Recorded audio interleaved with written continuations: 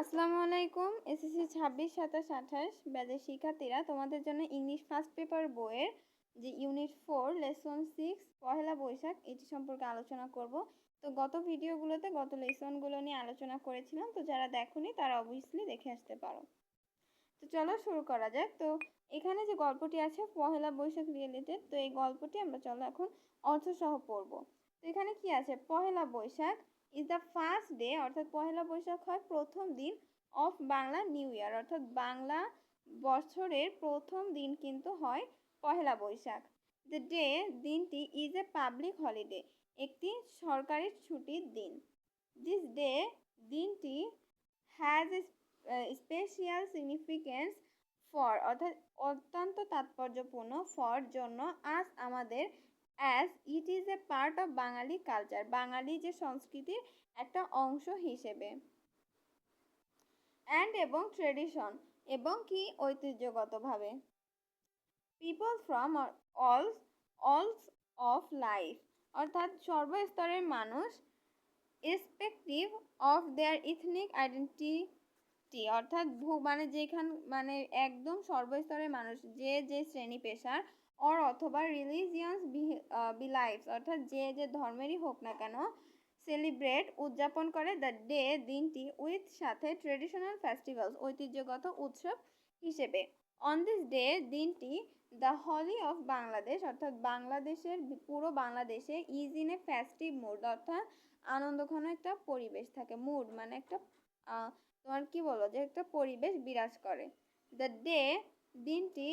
Inspires মানে কি করে, ইন্সপায়ার করে, উৎসাহিত করে, পিপল মানুষদেরকে, টু স্টার্ট শুরু করতে, লাইফ জীবন, উইথ সাথে, রিনিউয়েড হোপস অ্যাসপিরেশনস, অর্থাৎ নতুন আশা উদ্দীপনা নিয়ে শুরু করতে এই দিনটি কিন্তু আমাদের উৎসাহ দেয়। তারপরে যদি দেখি, এভরি ইয়ার প্রতি বছর, দ্য ডে, দিনটি, ইজ সেলিব্রেটেড ট্রেডিশনালি, অর্থাৎ উদযাপন হয় ঐতিহ্যগতভাবে। পিপল ওয়াক আপ, অর্থাৎ মানুষ জেগে ওঠে, আর্লি খুব তাড়াতাড়ি, ইন দ্য মর্নিং সকালে, হ্যাভ এ বাথ তারা গোসল করে, অ্যান্ড এবং ওয়ার পরিধান করে, ট্রেডিশনাল ক্লথস অর্থাৎ ঐতিহ্যবাহী কাপড়, ওম্যান অর্থাৎ নারীরা, ওয়ার পরিধান করে, হোয়াইট শাড়ি অর্থাৎ সাদা শাড়ি, উইথ সাথে, রেড বর্ডার্স লাল পেড়ে সাদা শাড়ি, অ্যান্ড এবং অ্যাডর্ন এবং তারা কি নিজেদের সাজায়, দেমসেলস উইথ সাথে, কালারফুল চুড়ি অর্থাৎ কালারফুল রঙিন চুড়ি, অ্যান্ড এবং ফ্লাওয়ার্স যে ফুল,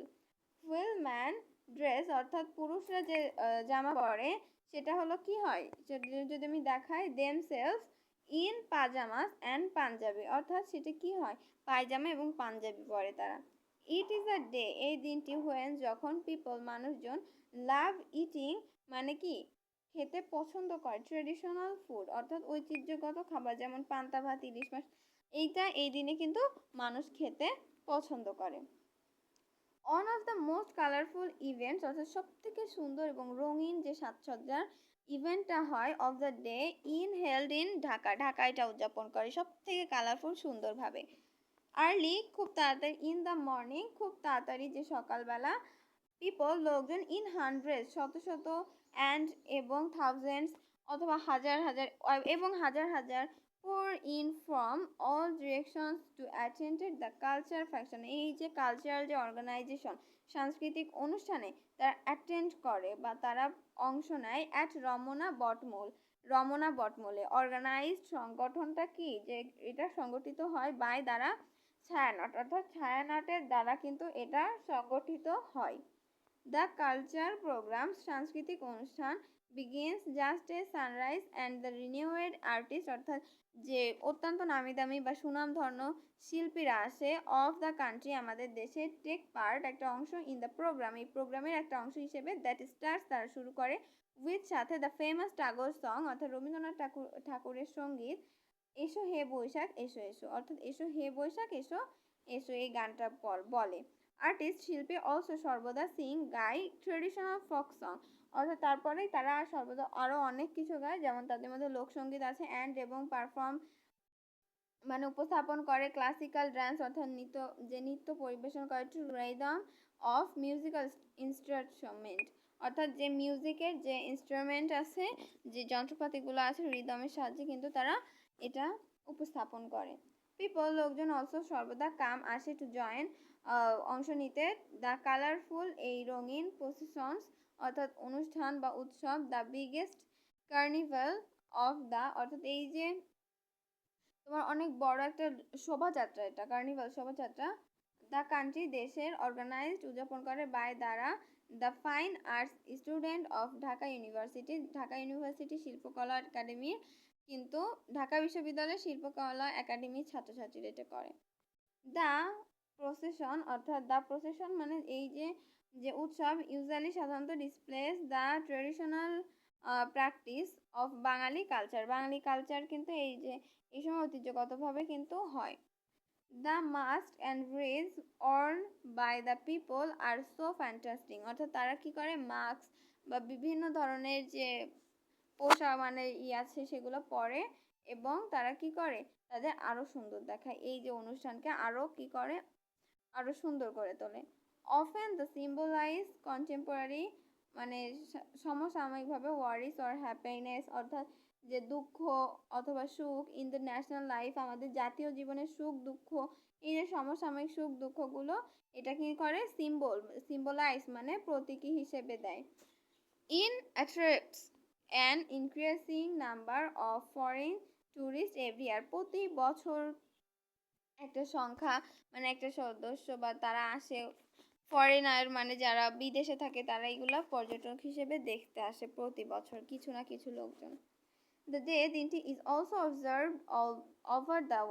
কান্ট্রি, এই পুরো দেশে বাংলাদেশে কি করা হয় এটা অবজার্ভ পালিত হয়। Different social and culture organizations and educational institutions celebrate the day with their own culture programs, অর্থাৎ different social and culture organization অর্থাৎ যে সামাজিক এবং সাংস্কৃতিক এবং এডুকেশনাল ইনস্টিটিউশন শিক্ষা প্রতিষ্ঠান সেলিব্রেট উদযাপন করে দ্য ডে দিনটি উইথ সাথে দেয়ার তাদের ওন কালচার প্রোগ্রামস অর্থাৎ তাদের নিজস্ব যে প্রোগ্রাম আছে সেইগুলো। অন দিস ডে দিনটি newspaper bring out special supplements, অর্থাৎ এই দিনটা নিউজপেপার অর্থাৎ সংবাদপত্র কি করে ক্রোড়পত্র বের করে, অর্থাৎ এটা একটা মজার কি জানিস ছক বা quiz. There are also social programs on the radio and television, অর্থাৎ তাদের যে আরও অনেক যে স্পেশাল প্রোগ্রাম আছে অনুষ্ঠান আছে যেগুলো রেডিওতে শোনা হয় এবং টেলিভিশনেও দেখা হয়। তারপর কাছে the celebration of people Boishakh march day of culture unity for the whole nation, পুরো জাতির জন্য এই যে সেলিব্রেশন উদযাপন হয় of Pohela Boishakh march a day একটি দিন একটি তাৎপর্যপূর্ণ দিন অফ কালচার ইউনিটি মানে একটি সাংস্কৃতিকভাবে জন্য পুরো একটা জাতির জন্য, ঠিক আছে, একটা প্রতীক। তো আজকের ভিডিওটি এই পর্যন্ত, দেখা হবে পরের ভিডিওতে। ভিডিওটি যদি ভালো লাগে অবশ্যই লাইক কমেন্ট শেয়ার এবং সাবস্ক্রাইব করে আমার পাশে থাকবেন। ধন্যবাদ সবাইকে।